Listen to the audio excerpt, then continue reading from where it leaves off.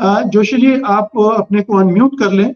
मेरा पहला सवाल आपसे है कि बहुत ही ब्रीफ में आप बताएं कि ये जो प्रकरण है इसे किस तरह से देखें, अति माना जाए या न माना जाए। ये एक ऐसे मुकाम पर विपक्ष पहुंच गया है जहां उसे एक कड़ा फैसला लेना चाहिए या नहीं लेना चाहिए, या जिस तरह से अभी रिएक्ट पिछले 10 सालों से वो करता रहा है, इस बार भी वही करके खत्म कर देना चाहिए। देखिए मुकेश जी, जो कल और आज संसद में जो जिस तरीके का के दृश्य देखने को मिले, निश्चित ही वो अपने आप में गंभीर है, पहली बात।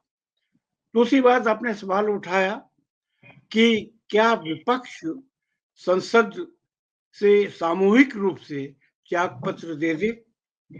अब देखिए, इसमें 2-3 बातें हैं कि क्या सामूहिक रूप से त्याग पत्र देने या वहां से हटने से क्या समस्या का समाधान हो जाएगा।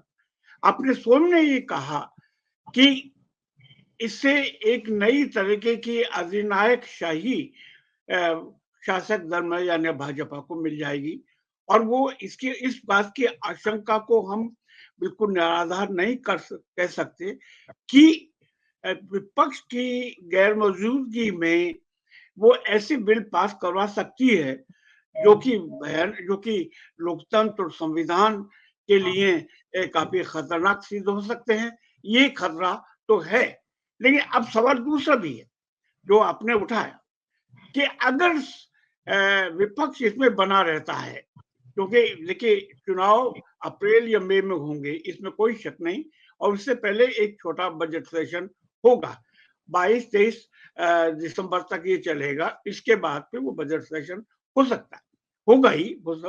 लेकिन अब 2-3 महीने के लिए क्या विपक्ष को उसमें इतना आत्मविश्वास है कि वो वहां से संसद से हटने के बाद लोगों के बीच जाए, अपने निर्वाचन क्षेत्रों में जाए।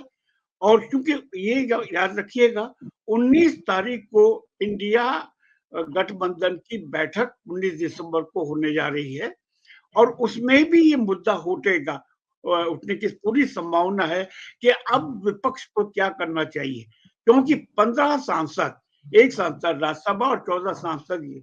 यही मैं एक बात आप सब लोगों को याद दिलाना चाहूंगा कि हमारे प्रधानमंत्री मोदी जी ने एक बार कहा था, आपको शायद याद हो, वो ये कि हमें कांग्रेस मुक्त भारत चाहिए। यानी कि क्योंकि कांग्रेस सबसे बड़ी पार्टी है, इसमें कोई शक नहीं आज भी।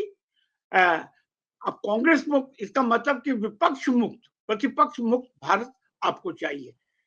और अगर हम उनकी इस इरादे को, इन मंसूबों को ध्यान में रखें, इसका विश्लेषण करें, तो आपने देखा होगा कि पिछले 3-4 सालों में विपक्ष की भूमिका को वो लगातार कमतर करते गए हैं। इतना ही नहीं कि किसान संबंधी तीनों कानूनों को उन्होंने जोशी जी के बावजूद उन्होंने पास किया।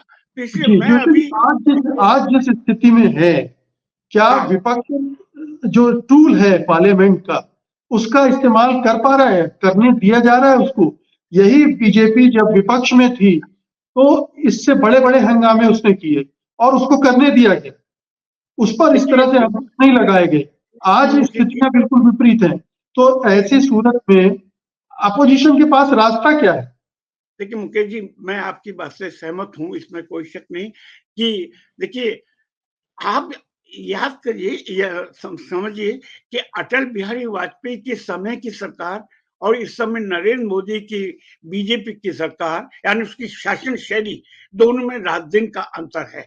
तो हम ये ठीक है कि कांग्रेस ने, क्योंकि मैंने संसद को कई सालों कवर किया है, दशकों कवर किया है, और विधानसभाओं को भी कवर किया है। जब शासक दल ऐसा है कि वो किसी भी शर्त पर विपक्ष को काम नहीं करने देना चाहता, तो फिर इसके बाद विपक्ष के सामने एक दो विकल्प है कि या तो सदन को छोड़े, दोनों सदनों को से बाहर आए। लेकिन इसके लिए जरूरी है कि उसमें आत्मविश्वास है या नहीं, क्योंकि अगर वो संसद से बाहर आता है, विपक्ष को काम नहीं कर देंगे शासक दल, वो उसकी भूमिका को इस पर आते हैं जोशी जी, इस पर हम और अभी आगे आएंगे।